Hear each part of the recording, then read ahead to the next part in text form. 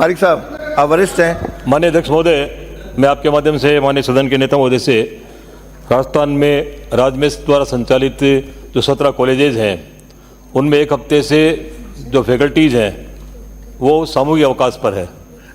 College में पढ़ने वाले, किसी और रूप में आई, पढ़ने वाले सारे विद्यार्थी माननीय सदस्य अभी मांग नहीं होती, इसलिए आपको प्रश्न ये है कि राजस्थान विनियोग संख्या 3 विधेयक 2024 को पारित किया जाए। जो पक्ष में वो हाँ कहें, जो विपक्ष में वो ना कहें, जो पक्ष में वो हाँ कहें, जो विपक्ष में वो ना कहें।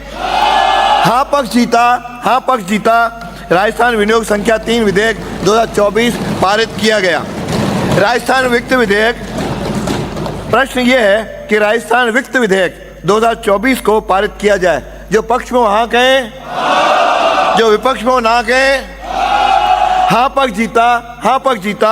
राजस्थान वित्त विधेयक 2024 पारित किया गया। सदन की बैठक मंगलवार दिनांक 30 जुलाई 2024 के प्रातः 11 बजे तक के लिए स्थगित की जाती है।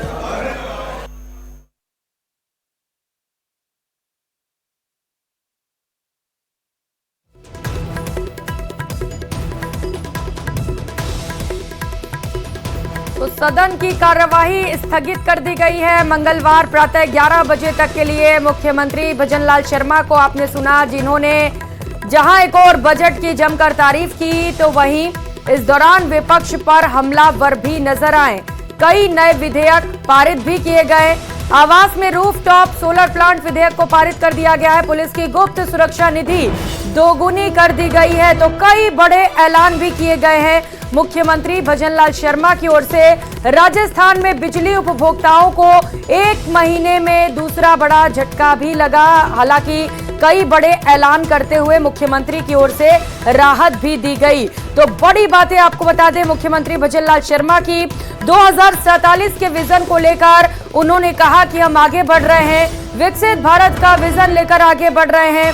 और इसी दौरान उन्होंने विपक्ष पर हमलावर होते हुए कई आरोप भी लगाए। 1000 करोड़ से अधिक की लागत से सड़क निर्माण किया जाएगा, ये बड़ा ऐलान किया गया। 10,000 से ज्यादा गांव में अटल सड़क का भी निर्माण होगा।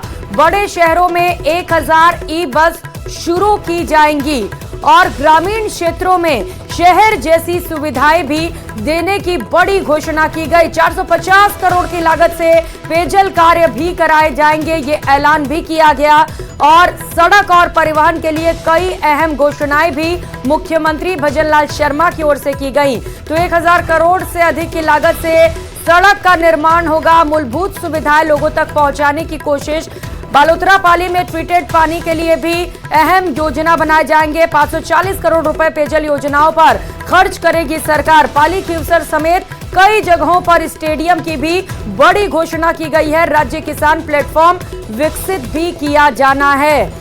तो बड़ी खबर इस वक्त की आपको बता रहे हैं, बीकानेर और भरतपुर में UIT की जगह पर कई बड़े ऐलान भी किए गए। राज्य किसान साथी प्लेटफॉर्म स्थापित होगा, 40 करोड़ रुपए इस पर खर्च किए जाएंगे।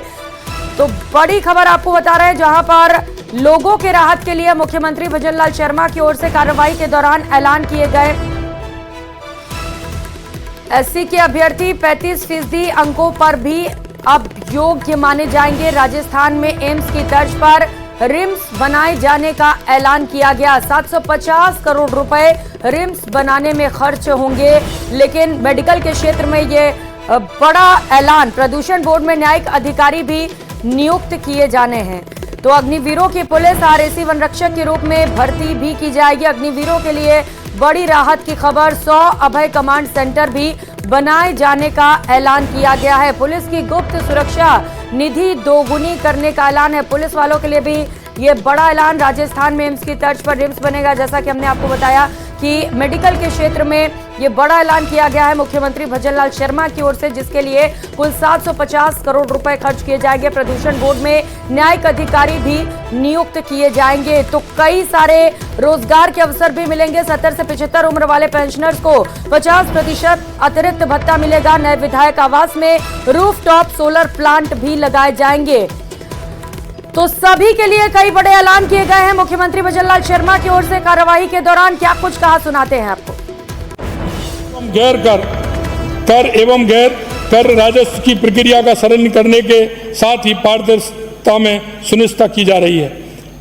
सीएनजी पीएनजी पर वैट दर को 14.5% से कम कर 10% किया गया है। 200 करोड़ रुपए का ई व्हीकल प्रमोशन फंड गठित करना भी प्रस्तावित किया गया है।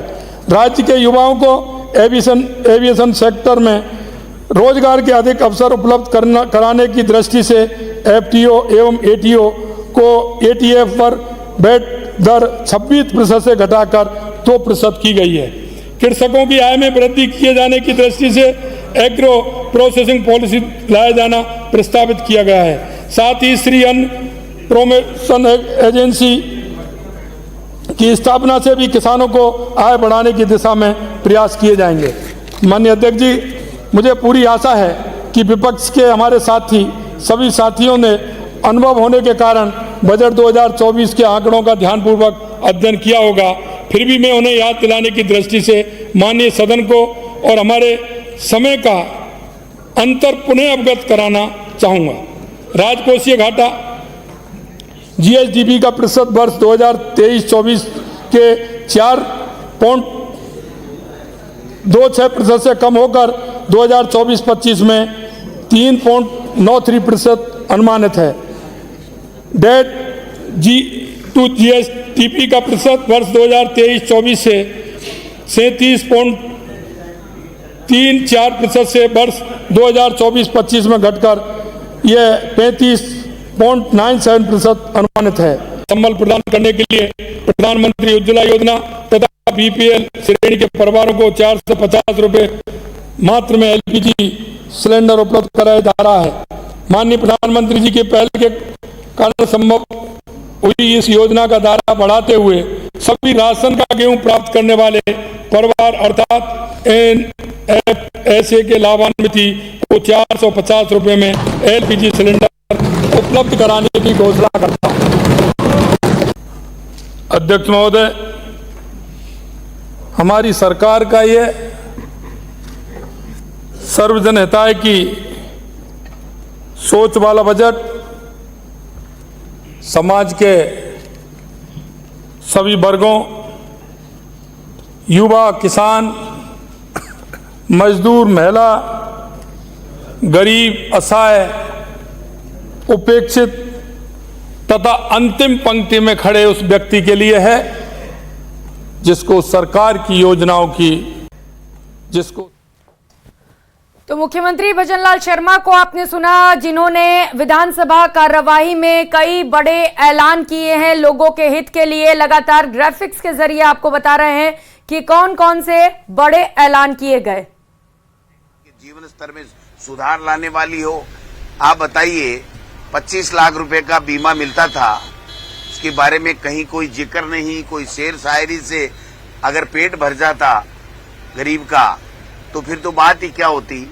तो आज का जो रिप्लाई था मुख्यमंत्री जी का, वो जो दिल्ली की रसाकसी चल रही है उससे परेशान दिखे मुख्यमंत्री जी।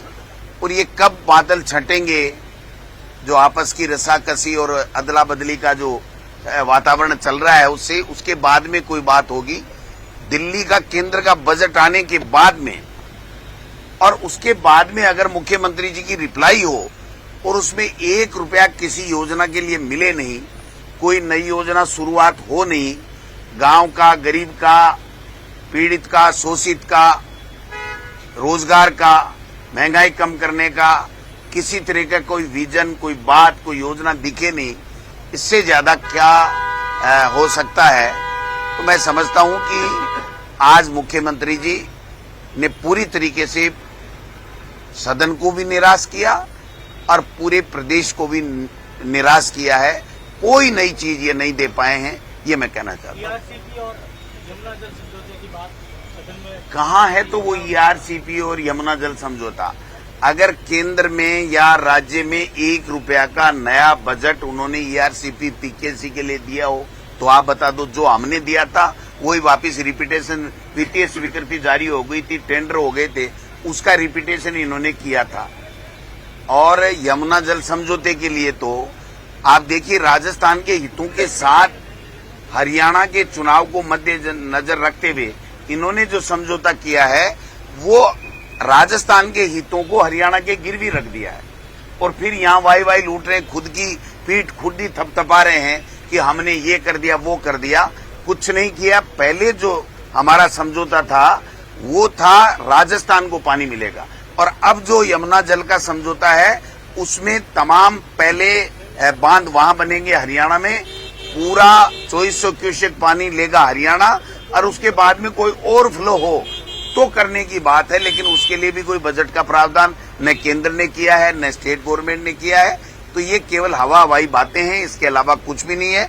ये राजस्थान के हितों के, शेखावटी के हितों के साथ में कुठाराघात इन्होंने किया है।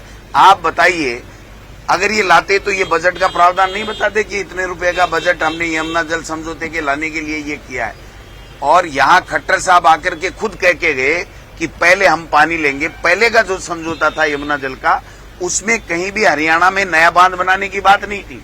अब जो यमुना जल समझौता है उसमें दोबारा जो इनसे साइन कराए हैं, इनके हाथ काटे गए हैं, राजस्थान के हितों को गिरवी रखा गया है। उसमें पहले वो पूरे बांध बनाएंगे अपने बॉर्डर के ऊपर और उसके बाद में कोई ओवरफ्लो की बात आएगी तो राजस्थान को देने की, शेखावटी को देने की बात है। तो ये तो हमारे लिए तो एक तरीके से उल्टा समझौता करके हरियाणा में चुनाव पार्टी कैसे जीते, केंद्र की दखल से, उनके कहने से ये साइन करके आए, इसीलिए उस एमओयू को दिखा नहीं पाए। ये तो पर्ची आती है दिल्ली से कि अग्निवीर के बारे में ये बोलना है, इसमें करना है। हर बीजेपी के शासित राज्य के अंदर दिल्ली से पर्ची आई है कि ये आपको घोषणा करनी है। इनके हाथ में क्या है, ये कैसे नहीं घोषणा करते? देश के प्रधानमंत्री जी ने जब कह दिया कि ये घोषणा करनी है तो ये कर रहे हैं, इनको खुद को पता ही नहीं है। तो हमारा तो ये कहना है कि ये जो अग्निपथ योजना, अग्निवीर बनाने की जो बात कर रहे हैं, ये किसान के बेटों के साथ में उनके हितों पे कुठाराघात है, उसको खत्म करना चाहिए और स्थायी भर्ती हमारी नौकरी में हमारे नौजवानों की होनी चाहिए। 45,000 भर्तियां दे चुके हैं, मतलब 45,000 भर्तियां निकाल चुके हैं। कहाँ दे चुके हो? पढ़ने में अटक रहे थे।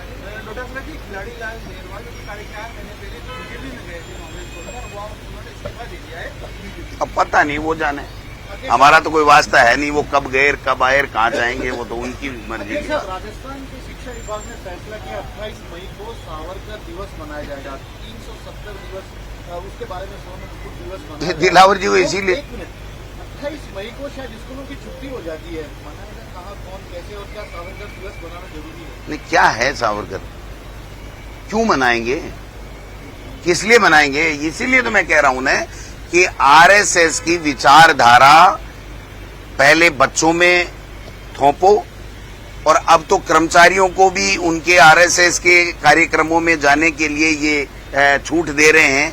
तो ये पूरा का पूरा वातावरण आरएसएस में बनाना चाहते हैं क्या? बच्चों को अच्छी क्वालिटी की एजुकेशन दो, अच्छी संस्कारी शिक्षा दो, जिससे उन बच्चों का भविष्य का निर्माण हो सके। उनको सावरकर दिवस मनाने की कोई आवश्यकता नहीं है। 370 पर भी मनाने की तैयारी हो रही है। मैं कह रहा हूं इनके पास है ही यही, और कुछ है ही नहीं। ये आज बताओ, मुख्यमंत्री जी ने शुरुआत कहां से की कि जो इमरजेंसी लगी थी और काला दिवस मनाने की बात, और उसके बाद में 95 90 नंबर ले आया बच्चा, 92 नंबर ले आया यार, 543 में से ले आया यार, 100 में से ले आया। ये तो देश के प्रधानमंत्री जी बोल चुके। तो वो पर्ची यहाँ इनको पुनः पकड़ा दी कि आपको ये भाषण देना है, इन्होंने भाषण दे दिया। बाकी खुद का कोई विजन नहीं था इस रिप्लाई के अंदर। तो 8 महीने हो गए, कटाक्षी करेंगे, उनको जेल में डालेंगे अपराधियों को। बड्डी मछली, बड्डी मछली, बड्डी मछली तो डालो ना उस बड्डी मछली को। आपके पास में कोई समुद्र नहीं है, कोई जेल छोटी पड़ गई तो कोई मकान किराए दिला देते हैं। ये कह किसको रहे 8 महीने से? करो ना। हम तो खुद चाहते हैं कि इन्होंने कहा था कि पेपर लीक के मामले में हम सीबीआई को जांच देंगे। मैं गोविंद डोटासरा, कांग्रेस पार्टी का प्रदेश अध्यक्ष, मांग करता हूं कि जब नीट को सीबीआई को जांच दी जा सकती है तो ये रीट और पेपर लीक की सीबीआई को जांच ये क्यों नहीं देना चाहते? दूध का दूध, पानी का पानी हो जाएगा। ये नाहक बदनाम करके, इस तरीके से माहौल बना करके ये अपना खाल बचाना चाहते हैं। अब नंबर इनका है, कितने पेपर कराते हैं, कितनों को नौकरी देते हैं, कितने टेंडर करते हैं, कितने गुजरात के व्यापारियों को ला करके सीधे काम देते हैं, कितनी दिल्ली से पर्चियां आती हैं और उन पर्चियों से किनको लाभ मिलता है, वो सब चीजें अब आने वाले समय में अपने आप स्पष्ट हो जाएंगी। अगले सदन में ये जितनी घोषणाएं, जितनी वादे, जितने आश्वासन दिए ना, एक पूरा कर दे तो हमें बता देना कि भाई ये इस मंत्री ने ये घोषणाएं की थी, ये मुख्यमंत्री ने ये घोषणाएं की थी, ये चीजें इन्होंने पूरी कर दी। एक भी नहीं कर पाएंगे। Thank you.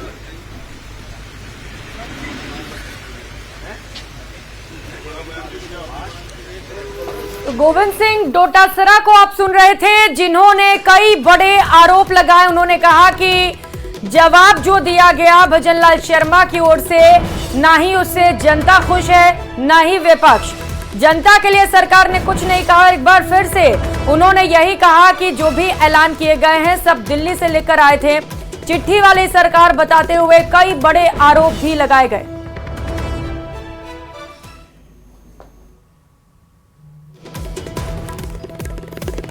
तो आज